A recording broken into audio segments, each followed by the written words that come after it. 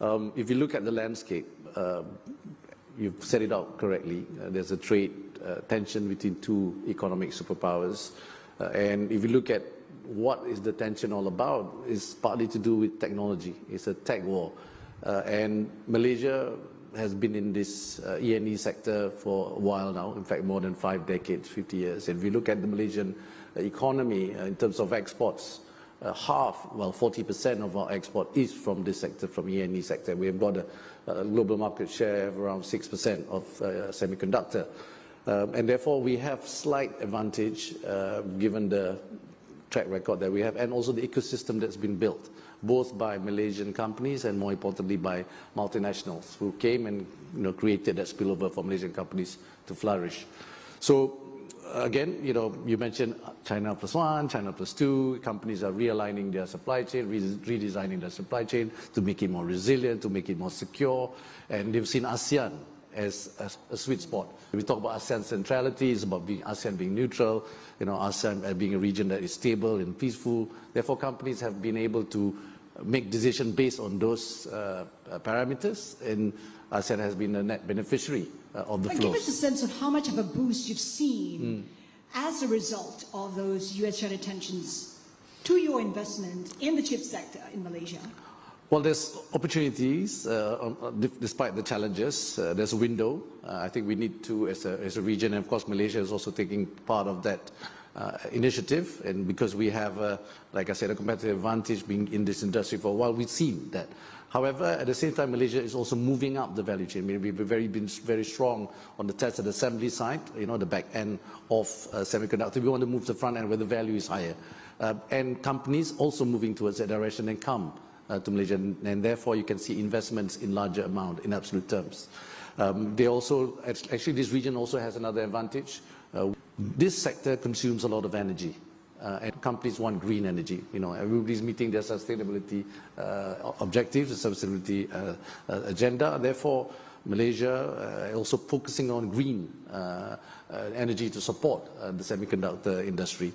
And I'm sure other countries within ASEAN is also doing that. So these are the reasons. And you've seen just the first 6 months of this year, we just announced 2 weeks ago, approved investment into the country has increased by 18%, despite, on top of a record year last year in terms of approved investments. Well, I think, Ben, you mentioned about intra-trade within ASEAN.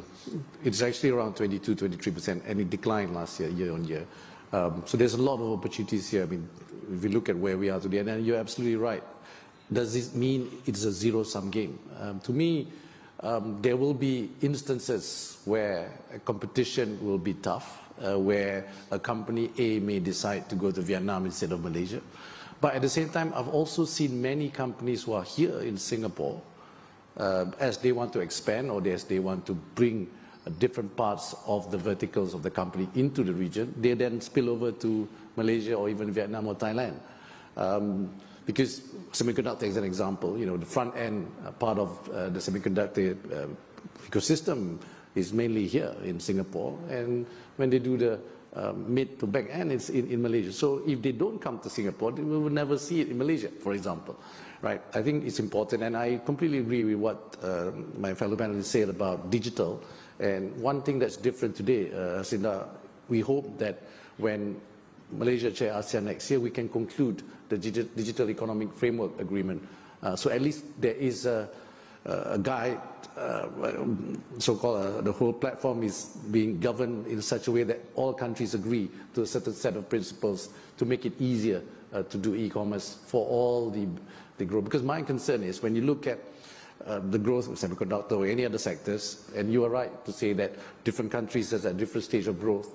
So we need to make sure that the growth in ASEAN, the growth is 4 to 5%, we must make sure that that growth in ASEAN is a growth that is sustainable, and growth that's inclusive, growth that is equitable, and growth that is resilient, or else, you will not see an ASEAN that prosper together.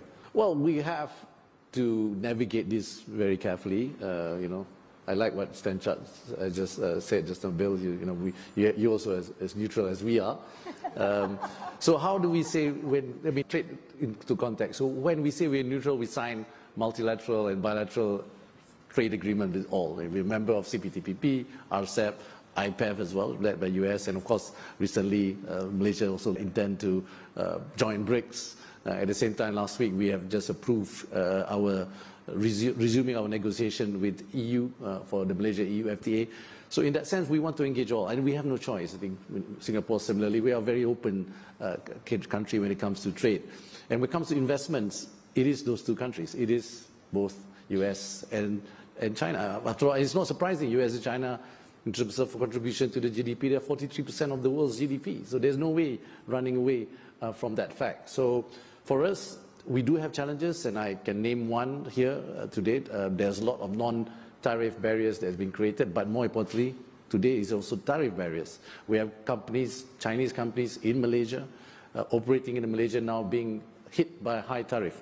In one area is in solar, for example. I think Vietnam faces the same thing, and a few other nations in Asia. So again, you know, is this fair or not fair? We have to navigate this carefully, because we need to check whether this is in compliance with WTO, but more importantly, whether it's true, some of the allegations. So what we need to do is to continuously engage and understand the issues, but at the same time, remain friendly and open to all countries that want to do business in this region.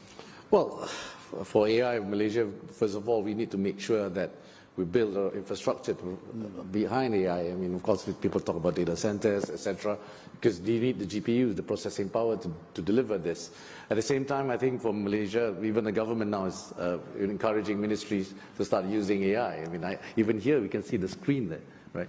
I hope they are, you know, they understand my English. So it's but anyway, so I think what's important is that we have the infrastructure, we have the medium, but the application as well. And because what you want to see, we've already seen some digital divide in many areas, in many locations, even within ASEAN, even within Malaysia. So with the advancement of AI, if we are not careful and that we don't make it inclusive, we will see a bigger, faster. I mean, the divide will be even worse, right? And I think this is where government and even private sector have to play a role to ensure. And to me, if you look at, I mean, AI is all about the data that goes in. Are governments and companies ready to have their own LLMs, right? Are we investing?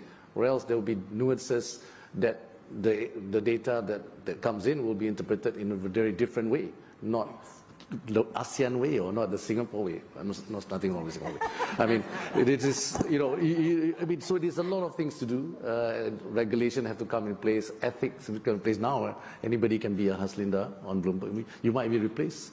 So to me, we need to be careful, right? That's my point. Well, in the perspective of investors and for Malaysia as well, if you look at the transition from Trump to Biden, you would have thought initially they would be less hostile towards China in terms of trade policies, but it turned out to be the opposite. You see the tariff increases and a lot more barriers being created. So to me, but then there lies in the opportunity for ASEAN, and you see the flow coming to ASEAN.